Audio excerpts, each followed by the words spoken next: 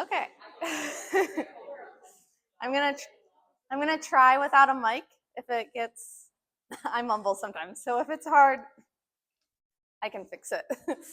um, Thank you all for coming. I know everyone has so much going on in their lives, so it means a lot that you took a little sliver to spend some time with me. I'm just gonna, so I have a little video that shows a lot of the process while I was making, and I'm just gonna kind of take you through that. Sometimes I'll be talking about what's going on, sometimes it'll just be background, and I'll be telling you a little more about what's going on here. But most of you know me, but if not, I'm Chloe, and I own Uptown Neon Studio in Carytown. But I got the chance to come here for the whole month of September and share my work here. But to start, I feel like the easiest place to start is, what is neon? Neon is glass rods. I start with glass hollow rods, and then I bend those in a fire. You see that here. There's torches on either side. One's called the crossfire and one's called the ribbon burner. And I manipulate the glass there, and then I hook it up to the crazy looking machine in the background, and I'll get there more later. But that's kind of the process, and we're gonna take a look at that.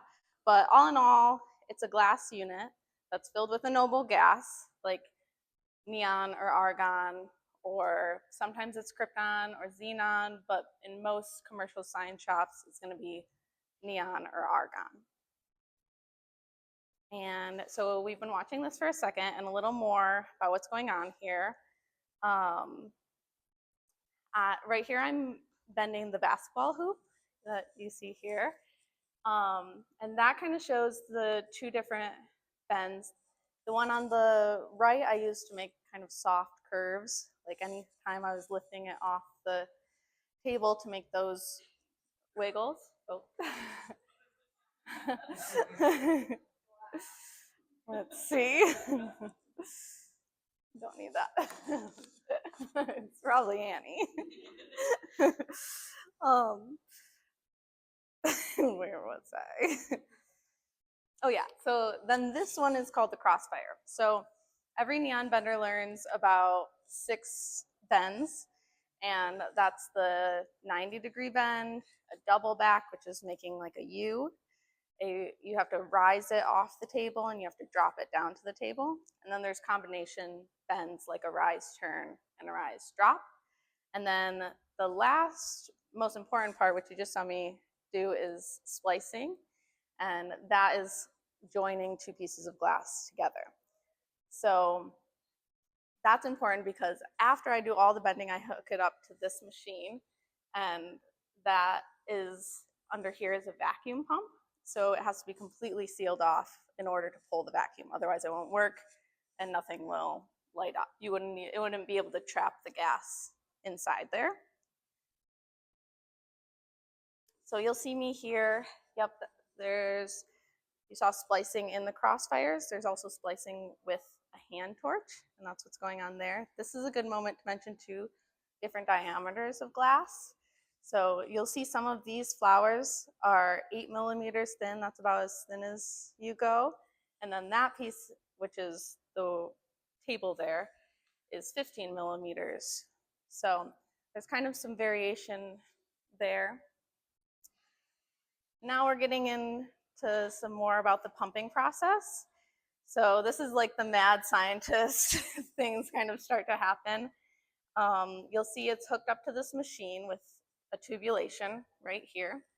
And at this point, I've already pulled a vacuum. So it's sealed off at that point. And then when it lights up, that means that there's electricity running through it. The electricity runs through it to process it. So the inside of the glass has to get completely clean. So there can't be any impurities inside it. So all that electricity kind of does almost like a scrubbing on the inside. Everything that's burning off kind of starts jumping up against each other and cleaning the inside of the glass. So during this process, you'll see me kind of moving lots of levers and stuff, but I'm watching 3 different gauges. There's a temperature gauge because I'm watching it as it slowly rises to 250 degrees Celsius. That's how hot it gets. A vacuum gauge, which tells me how much vacuum it's pulled, which is also kind of like a pressure gauge, so I can watch it rise as it's heating up. And also an amperage gauge, because I am affecting how much electricity is being pressed through. And then that little thing that I just did, sometimes people ask about, all that stuff kind of stuck in there is mica. And mica, always electricity wants to take its quickest path, and mica will stop it from jumping from one piece of the glass to the next when it's something really tight like that. So this piece is the flower piece here. And you'll see, yep, so I just finished, and it's kind of anticlimactic because I do all that and then I let it cool for about 5 minutes. So from 250 Celsius down to 60. And at that point, then I can backfill it with gas. So it doesn't light up until I pull it off. And then this is an example of tipping off, is what it's called. I've dropped that little ball, used to have mercury in it, and I dropped mercury into the unit. So usually any unit that isn't red or pink is argon with a little bit of mercury. So that's how it's in there, and then I drop it and tip it off. So then you have the full unit. And there's lots more steps. So then I go on to painting, and there's a couple different ways to do that. Yeah, you can dip it in a tank, or you can brush it. My mentor, Doug, brushed everything. And then I met a lady in Charlotte, North Carolina, and she was like, you have to start dipping. So then I started dipping, and sometimes things don't quite fit in the little dip tank, so then I do this process too, where you use smaller pieces, kind of get those portions. And a lot of units need to be painted out, because you'll kind of see once now you look at these, it all has to be one continuous unit. So sometimes you're jumping from one spot to the next that you wouldn't necessarily want to light up.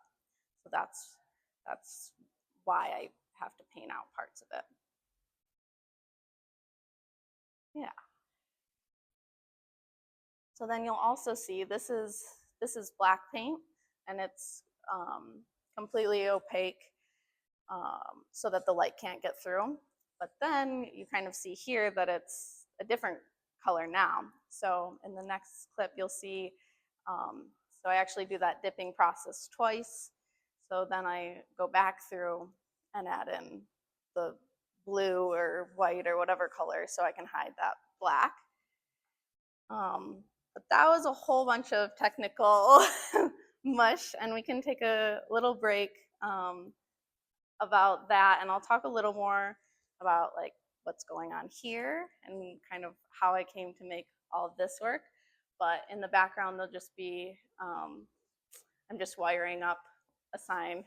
That's what's going on there, so feel free to check that out. But yeah, so what's going on here is that I moved to Richmond in 2021 to work under Douglas Solian, who owned Uptown Neon before I did. And so I was working just commercial sign making, so repairs and commissions. But I came from Alfred University, and I was going to art school, and my intro to neon was very different than the commercial sign business.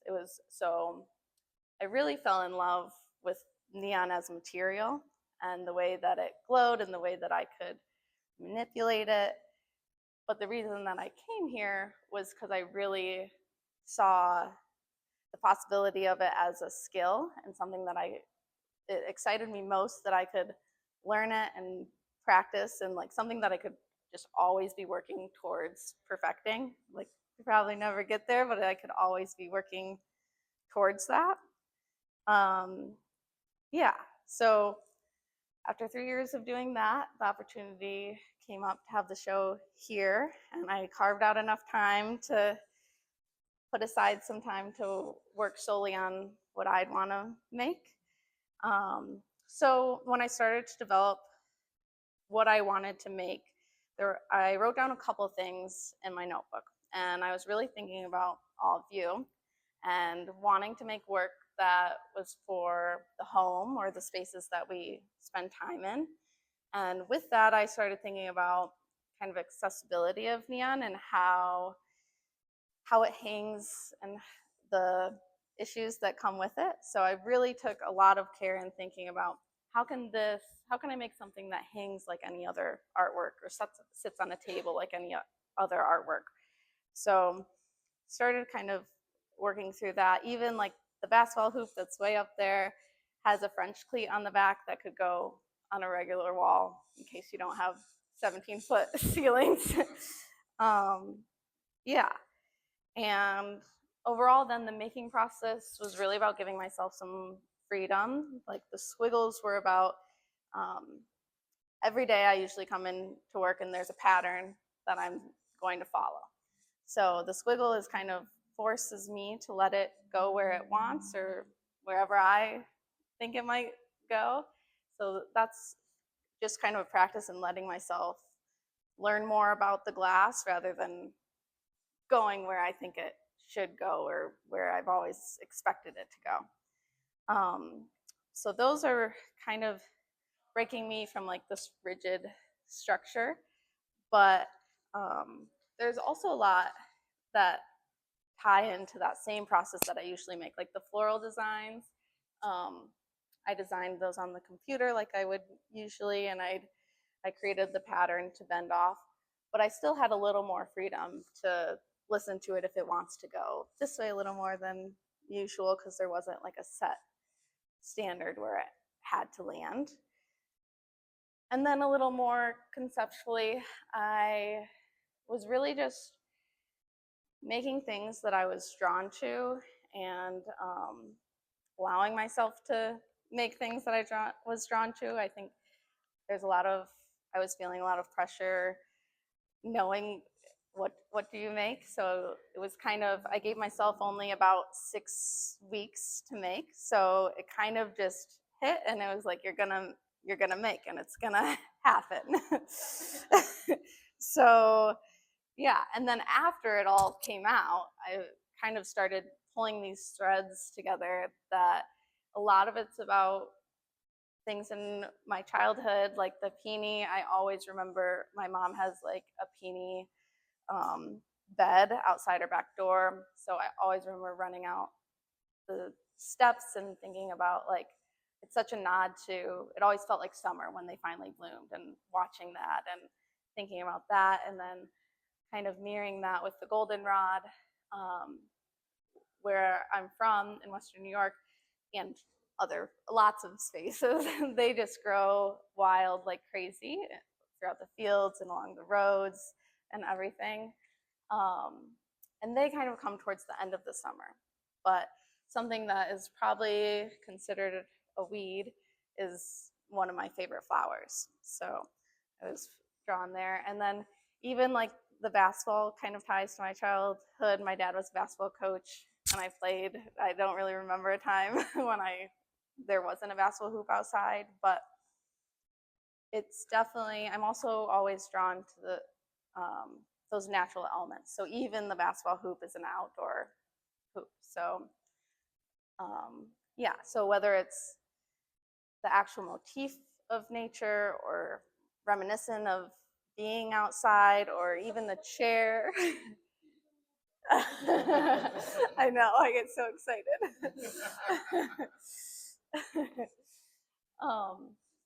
Yeah, so just kind of thinking about all those things, and even the chair, like facing it outward and kind of considering what's outside. And I think that was really good for me because when I'm making, I'm definitely inside in that back room. Yeah, so it's exciting for me to get to consider what's outside. And then also like the spalted wood that you see and the branch is kind of a nod to there's these elements that are just already there, and and I the lines are just kind of a practice of gratefulness and enjoying that this is already there and there's not much that I need to do, but as just a sign to illuminate those. Yeah. But I'm gonna add a little bit into mounting. This is specifically about building and mounting the chair. So the chair started as a sketch, and then you saw I sculpted it out of cardboard, and then starting to cut it.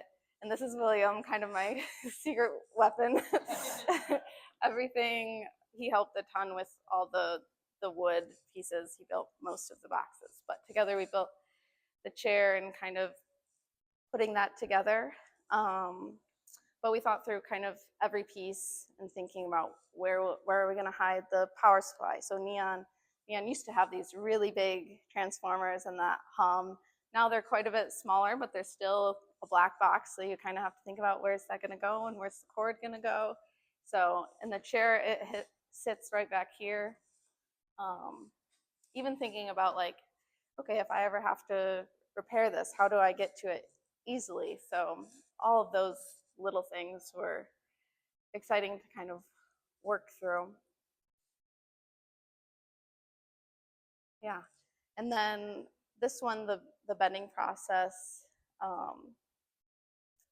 yeah, the neon was pretty like a small element of that whole piece, but it was exciting because it was actually kind of a technical feat to figure out how to get them so tight without the glass wants to crack when you get tight like that and all sorts of things. So that was fun for me to kind of figure out. At the same time, we were like, okay, never built a chair before. How are we gonna do this also? Yeah. So I think that is a lot of kind of the broad strokes. I think the only part that I haven't really shared is how I got here and the story behind the shop and how I started doing this. So yeah, we started with me bending the basketball hoop. So we'll kind of round out of me mounting that.